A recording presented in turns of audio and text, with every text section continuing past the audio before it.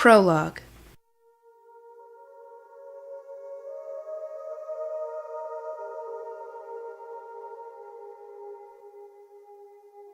Megacosm, I have received a new prophecy, a voice says, addressing a goddess standing across the room.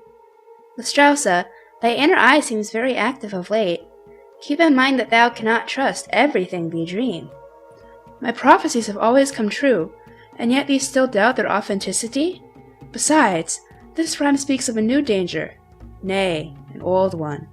The threat of eternal darkness hangs over us once again, rising up from the deep in which we have just imprisoned it. Would thee doubt it, and have it spell the end? The goddess Lestrausa asks. The other goddess, the one called Megacosm, shakes her head. It is not so much a matter of authenticity, but a matter of time. As thou say, we have only just put Hades to rest. This prophecy could not occur for at least 10 millennia, if Hades is the darkness you speak of. Relax, and enjoy the peace that this tiresome war has brought. Lestrausa looks out a window, and sighs. I suppose. After all, there's nothing to be done until the prophecy is upon us. 3 or 4 millennia later. I can still remember the exact day my life here started. It was several years ago. I was sitting in my 8th grade math class, watching the second hand make its way around the clock. It was the last period of the day, last day of the week, and the last week of that school year.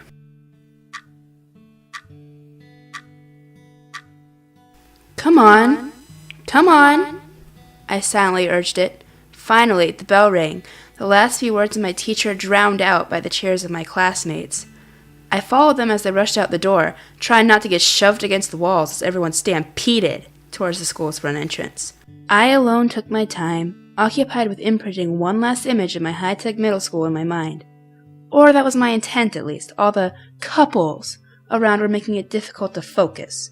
They were all hugging and crying, upset at the prospect of being separated for a summer. Is all of this really necessary? They're only going to be apart for 3 months.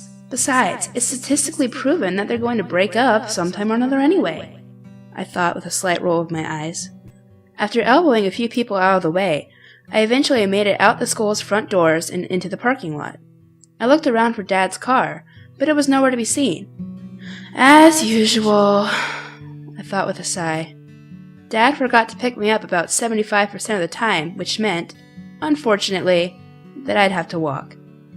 I took a right turn out of the parking lot and started the long walk home, smoldering over Dad's forgetfulness. I'd only gone a couple 100 feet before I started sweating, which didn't help my mood any. It was maybe 90 degrees out, which was typical of Arizona's pre-summer weather, and I had a heavy backpack to lug home with me. At least I'll finally be able to throw away my middle school uniforms, I thought, cheering up a bit at the prospect. The red, white, or blue collared shirts get boring after a couple of years. I had just turned onto my street when I noticed a shadow speeding across it, almost moving too fast for the eye to follow. All I saw at the time was a flicker of movement in my peripheral vision, but when I looked back on it, I could remember that it was way too large to belong to a bird. I shrugged and kept walking, only to stop again when something heavy slammed against my head. I dimly remember a book falling to the ground, and then darkness. When I came to, maybe 10 or 15 minutes later, the pulsing headache was almost enough to knock me out again. That'll leave a bruise, I thought, hand automatically finding the bump that was already forming. I stayed on the ground until my eyes refocused, and then glanced over at the offending missile. The book was huge, maybe a hand's width thick, and filled with really thin paper. The back cover looked like it was made of some sort of leather. When I picked the book up, it weighed something like 20 pounds, more than my backpack, which is saying something, believe me. I stood up and turned the book over, my backpack forgotten in the street.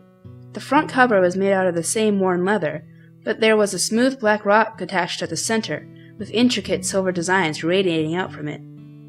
Up until this point, I reasoned, it must have been pretty well cared for.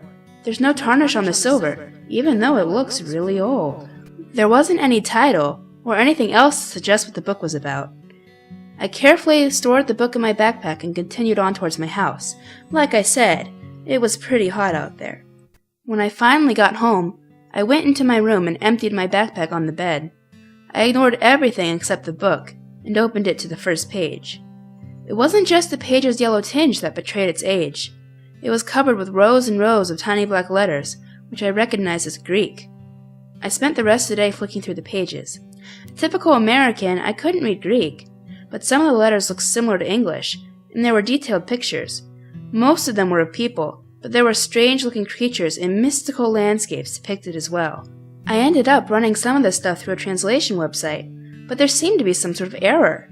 It didn't recognize any of the text. I'd only gotten through about half the book when I gave up. I shrugged and put it on one of my shelves, where it would stay, forgotten. Well, until I met him.